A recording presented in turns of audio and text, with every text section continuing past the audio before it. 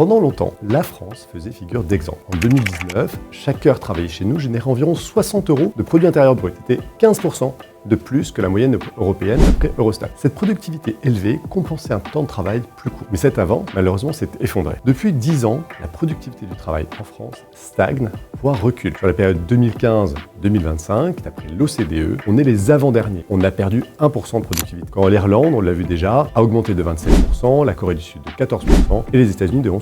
En 2023, notre productivité par heure restait encore 2,4% en dessous de son niveau d'avant Covid, alors que l'Allemagne et les États-Unis l'ont déjà dépassé. En d'autres termes, on est en train de décrocher. Pourquoi? Parce que notre économie crée beaucoup d'emplois, pas toujours des emplois très productifs. C'est socialement une bonne nouvelle, il y a moins de chômeurs, mais c'est une faiblesse économique. L'intégration des travailleurs peu qualifiés ou jeunes en alternance fait baisser la moyenne, parce que nous avons désindustrialisé. L'industrie, qui est le secteur le plus productif, c'est plus que 10% du PIB en France contre 20% en Allemagne. Et c'est aussi parce que nos entreprises investissent moins. On a 194 robots pour 10 000 salariés en France contre 371, presque le double en Allemagne, et 900 en Corée du Sud. Et parce qu'on a des politiques d'allègement de charges qui entretiennent une trappe à bas salaire. Il y a 17% des salariés français qui sont payés au SMIC. C'est un record européen. Le résultat, c'est que les entreprises n'ont pas intérêt à faire monter en compétence les salariés qui ne progressent pas. Et la productivité reste bloquée. Pendant ce temps-là, d'autres accélèrent grâce à la technologie, à la formation et à la liberté d'entreprendre. Nous, on freine, on sanctionne nous-mêmes. Si on ne relance pas la productivité,